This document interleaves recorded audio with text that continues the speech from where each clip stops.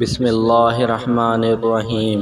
الحمدللہ چینل کے محترم عزیز دوستو، السلام علیکم۔ محترم ناظرین، آج ہم سورۃ الاخلاص کی فضیلت آپ کو بتائیں گے، اس لیے آپ اس ویڈیو کو پورا دیکھیے، انشاءاللہ بہت فائدہ ہوگا۔ قل هو اللہ احد، کہو کہ وہ ذات پاک ہے جس کا نام اللہ ہے، ایک ہے۔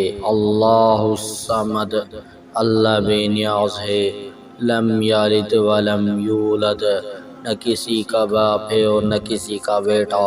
ولم یکن لہ کفوا احد، اور کوئی اس کا ہمسر نہیں۔ ولم یکن لہ کفوا احد، اور کوئی اس کا ہمسر نہیں۔ سورۃ الاخلاص کی تلاوت کرنے والا ام المومنین سیدہ عائشہ رضی اللہ عنہا بیان کرتی ہیں کہ رسول اللہ صلی اللہ علیہ وسلم نے ایک شخص کو لشکر کا سردار بنا کر بھیجا۔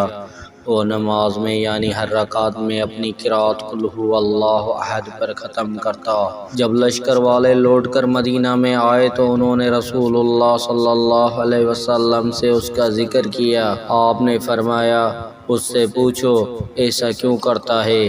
لوگوں نے پوچھا، وہ کہنے لگا، اس صورت میں اللہ کی صفتیں مذکور ہیں، مجھ کو اس کا پڑھنا اچھا لگتا ہے۔ رسول اللہ صلی اللہ علیہ وسلم نے فرمایا، اس سے کہو اللہ تجھ سے محبت کرتے ہیں۔ یہ کچھ احادیث ہیں جو کہ نبی صلی اللہ علیہ وسلم سے سورۃ الاخلاص کی فضیلت میں ثابت ہیں، اور ان میں اس بات کا ذکر ہے کہ یہ سورت قرآن کے تیسرے حصے کے برابر ہے۔ ابو سعید خدری رضی اللہ تعالی عنہ نے ایک شخص کو سنا کہ وہ قل هو اللہ احد بار بار پڑھ رہا ہے، تو وہ صبح نبی صلی اللہ علیہ وسلم کے پاس آئے اور اس بات کا تذکرہ کیا، گویا کہ انہوں نے اس سے قلیل جانا۔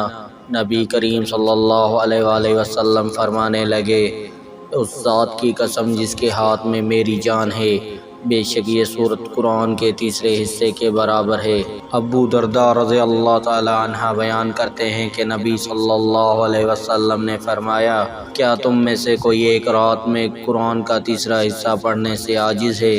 تو صحابہ کرام کہنے لگے، قرآن کا تیسرا حصہ کس طرح پڑھا جائے؟ تو نبی صلی اللہ علیہ وسلم نے فرمایا، قل هو اللہ احد قرآن کے تیسرے حصے کے برابر ہے۔